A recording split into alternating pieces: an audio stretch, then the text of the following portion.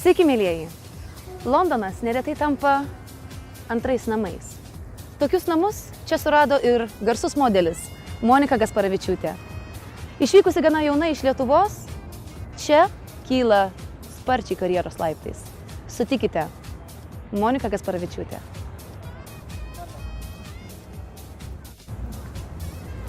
Labą dieną, Monika. Labą dieną. Puikiai atrodo. Ačiū jums. Dėkui labai, ko tokia laiminga? Ką tik prasidėjo, tai laisva diena. Žiūriu, tikrai knyga pilna įvairios informacijos, ką studijuojate, jei Jo, nepaslaptis. tikrai nemažai. Gyvūnų priežiūra. Tai ten viskas, kas galit sužinoti apie viską gyvūnus. Kitaip išvertus veterinarija. Panašiai jo. O, keistas derinys, modelis ir veterinarija. Ką ten atliekat? Kokios tai studijos? Apie ką ten kalbat? Mes mokomės viską, ką reikia žinoti apie gyvūnus, kokie gyvūnai, visas jo ligas, ko gali sirgti, kaip galima pagydyti ir viską, tikrai viską. Tai gyvūnėlius jau labai mylit. Jo. Supratau, Monika, pašnekėkime apie jūs. Kaip atsirado tas troškimas tapti modeliu? Nemanau, kad turėjau labai didelį troškimą būti modeliu, tik tai buvo vieną kartą, buvau 15 metų ir buvau susimanęs būti modeliu. Ir atrodo labai reikalinga, bet jo, ir mama paskui pamatė skelbimą apie modelį ieškančią naujų veidų ir pasiūlė nueiti, bet paskui buvo noras praėjęs, tai sakau, gal savo nereikia, bet ant kitos dienos sakau, galim pamatyti, pažiūrėsim, kad bus vis tiek nieko neatsitiks. Ir buvo labai daug merginų, apie 100 merginų, kurios norėjo eiti tą atranką ir buvo atrankoje ir man rodos atrinko 3 panelės. Ir buvo labai keista, kai man paskambino ir pasakė, mes atrinkom tave į modelius. Tai net nežinau, ką daryti, visą pradėjau drebėti. Tai būtent kokia tai buvo atranka? Reikėjo vaikščioti ant podiumo, reikėjo kažkaip šypsotis ar daryti kažkokias įvairias kūno figūras. Koks būtent buvo? Buvo labai atrankos paprasta, bet turėjai po vieną ir klausdavo, koks tavo ūgis ir paskui tave išmatavo ir padarė kelias nuotraukas ir buvo, bet tam gero, paskambinsim po kiek laiko. Konkurencija buvo didelė ir išrinkote Jo, 3 merginas? 100 panelių buvo ir apie 3 ar 5 dabar nelabai pamenu, bet jo, nelabai daug atrodo atrinko. Ar tėvai lydėjo į šią atranką ir aplamai kaip jie reagavo į tokį jūsų troškimą? Jo, mama nuvežė mane tenai ir sakau, gal nebeinam, nes tikrai labai buvo daug žmonių, sakau, nėra šansų. Sako, ne, sako, eisiu. Sako, benzino dėl tavęs tikrai nenumanau. Taip. Ir nuėjau, bet mama neleido į kartu su manim, tai buvau viena ir ant galo viskas išėjo. Tai Monika, norite pasakyti, kad viskas prasidėjo būtent nuo modelinės? Jo, modelinė padarė patį startą ir prieš metus, jau dabar kaip metai esu su modelinu ir jinai man surado agentūrą Londone ir tikrai labai džiaugiuosi tą agentūrą. Kiek buvo jums metų, kai išvykote būtent į Londoną? Apie 9 metai? Jo, apie 9 metų. Kas tai įtakojo? Ar įtakojo modelina būtent suradus agentūrą čia Londone, ar kažkokios kitos priežastys? Ir kodėl būtinai Londonas? Manau, kaip visi kiti imigrantai, aš važiavau į Londoną vien, kad susiras darbą ir tėvai gyveno į Londoną apie 10 metų ir viena gyvenau su močiute Lietuvoje. Ir po kiek laiko aš irgi išvažiavau ir nebuvau 3 klasių baigėsi. Kiek metų čia jau? 9 metų. 9 metų, ką pati galvojate apie Londoną? Gražus miestas, šiltas? Čia savo vietą jau Nesakyčiau, kad šiltas, bet... Oro Jo. sąlygom, bet šiaip. Jo. Nieko, iš pradžio labai nepatiko, nes angliškai nemokėjau ir viskas, atrodo, buvo viskas labai sunku, bet dabar kaip pripratau, atrodo visai nieko. Kaip ir Lietuva. Draugų čia pilna. Jo, nemažai. Tai ką palikot Lietuvoje? Visą kitą giminę ir šunį. O būtent kurioje vietoje Lietuvos? Kadangi gyvenom Kelmėje, bet dabar persikėlėte visi į Kretingą, tai dabar grįžtam visą laiką į Kretingą arba į Želvą. Kas kiek laiko grįžtat būtent namo? Aš važiuoju į Lietuvą apie metus vieną kartą, bet tave gal biškį greičiau. Aš to žinau. Dabar kažkada planuojate artimiausiu metu? Jo, vasarą važiuosim, turėtume važiuoti į Lietuvą. Širdelė, ką nors jaučia, kai nusileidžiat būtent Lietuvoje, kad va, štai mano gimtinė, nenori bučiuoti žemę, kai... Žemės bučiuoti dar nesinori. Bet jo, atrodo viskas labai fainai, nes aš viską čia pažįstu, viską žinai, viską supranti, bet kažkaip, kad taip į Lietuvą grįžti, nežinau. Nelabai taip norisi, bet važiuoju. supratau. Aišku, visgi gimtinė, kad ir kada begrįšit, bus tikrai malonu ir smagu. Jo. Ir aišku, tiems žmonėms, kuriuos palikote, bus smagu jūs sutikti. Jo, būtinai, jo. Monika, kokių dar savybių reikia norint būti modeliu? Aš suprantu, kad grožis, ūgis ir aišku visos proporcijos, jau čia savaime aišku. Ar reikia kažkokio užsispyrimo, reikia charakterio, ar kokių savybių dar reikia? Aš taip, pavyzdžiui, labai norėjau tą daryti, tai manau, kad gavosi taip, bet iš tikrųjų pati net nežinau, ko reikia. Būtent užsispyrimo dėka, ar... Jo, gal reikia užsispyrimo, nes labai daug laiko užtrunka viskas, ką reikia daryti. Ir nežinau, nes patarimų tikrai jokių neturiu.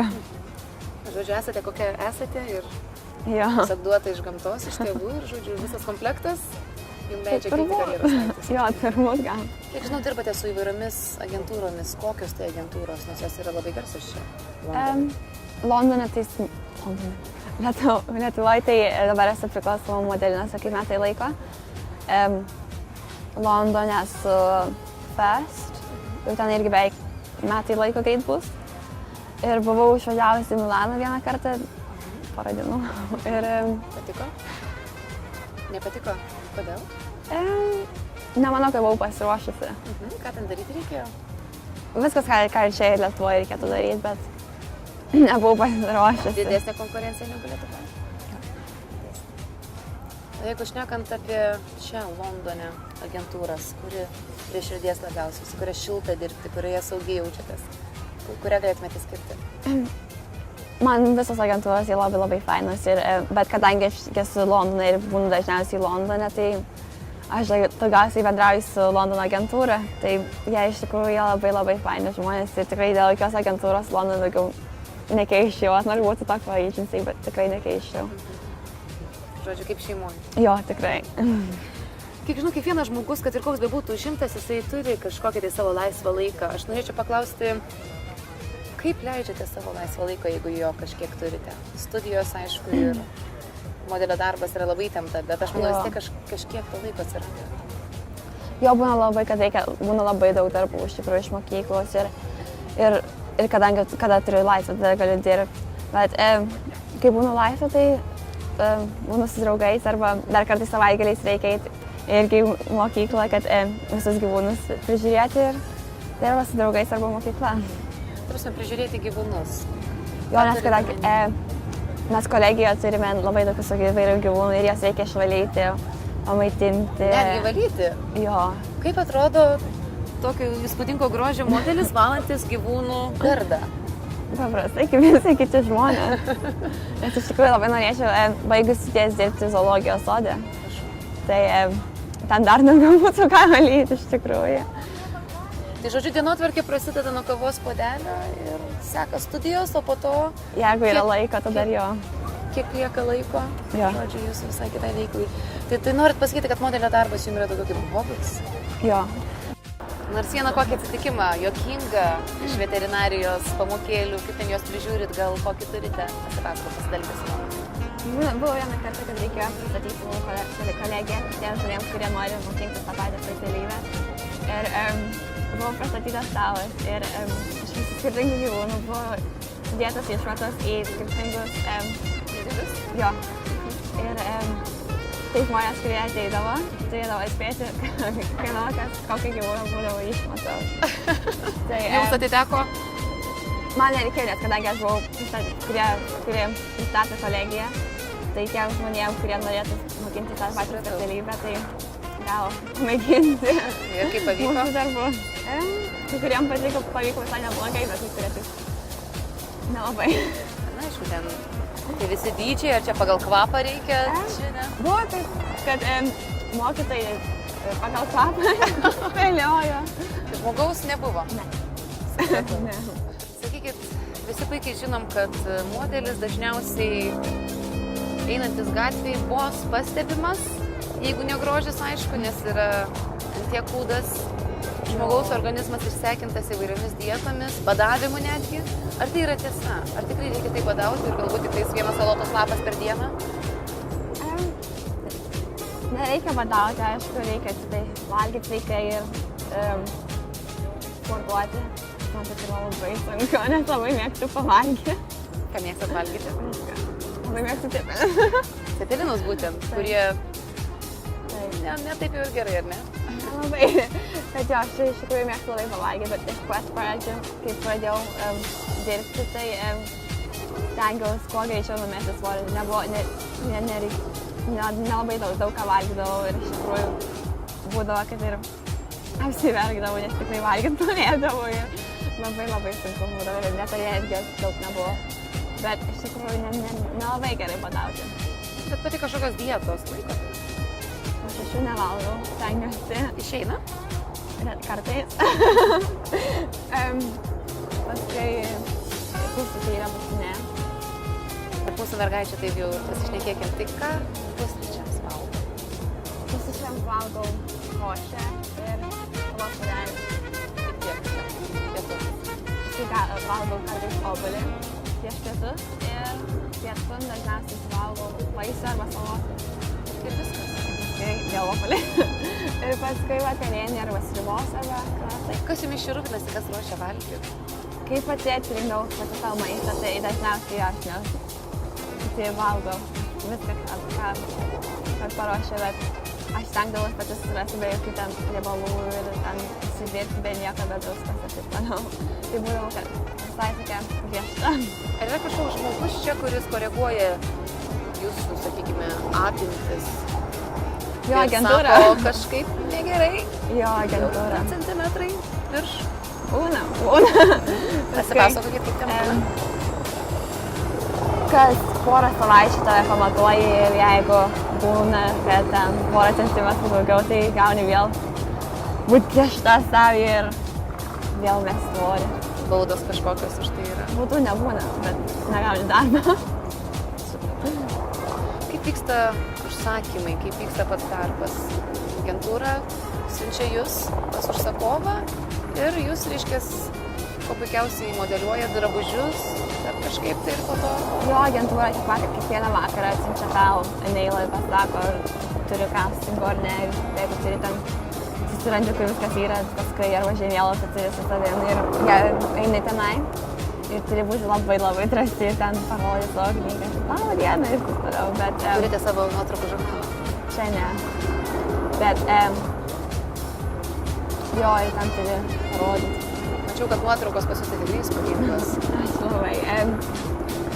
Jo, kartais atrodo, kad... Buvo vieną kartą, kad peržiūrėjo mano žurnalą, sako, knyga, man tavo nuotrauka nepatinka ir... Netgi tai. Labai nejauku pasidarė iš tikrųjų. Jo, gerai, viso gero. Pati sukatės modelio versle. Patarkit kažką mūsų mažosioms klausytojams ir žiūrovėms. Ar verta?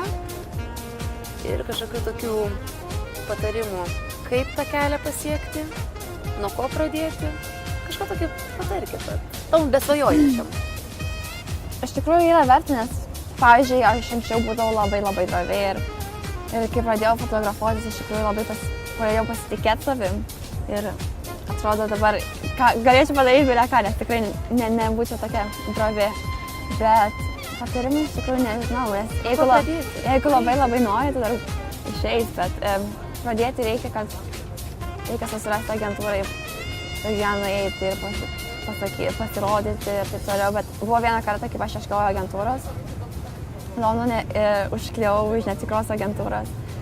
Ir... Netgi tokių būna? Jo, ir... Mergaitės klausyti. Ir sako, tu mums labai patinki ir bus fotosesija tą ir tą dieną ir fotosesija kainuos apie porą šimtų svarų ir turi sumokėti depozitą apie 50 svarų.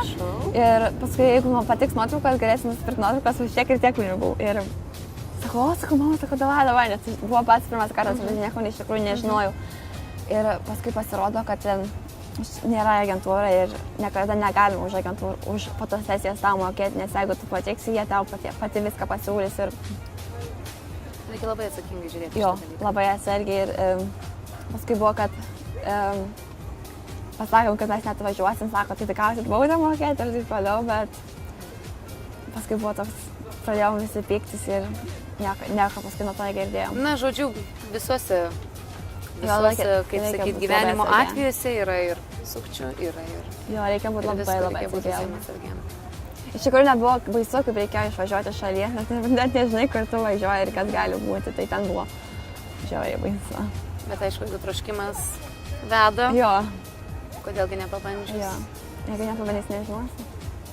Bet tai dar neatsakėt, ar tai pelninga?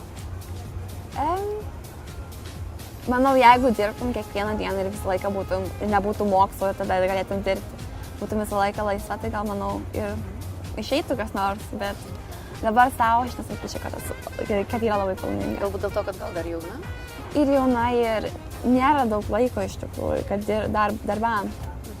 Būtent dėl studijų. Jo. Na, Monika, aš tikrai tikiuosi, kad jeigu savo tikslą turite, to laiko tikrai visada atsiras būtent tikslui.